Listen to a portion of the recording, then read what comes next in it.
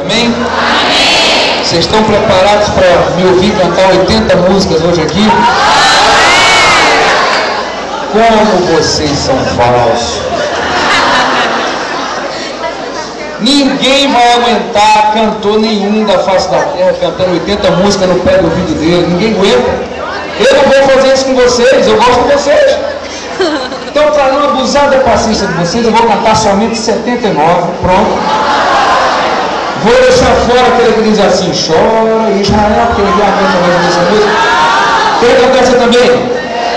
Então fala para a pessoa que será assim: acho que a vigília vai ser boa.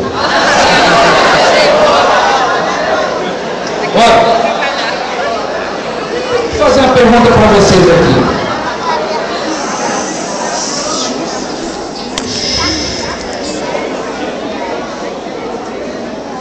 Hoje em dia não existe mais caça, né? Não caça mais. Que bom, os bichinhos agradecem. A gente chega no supermercado, já está tudo pronto lá.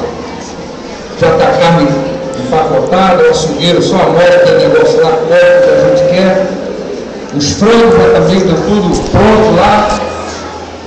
Mas houve uma época em que para se comer carne, as pessoas tinham que caçar.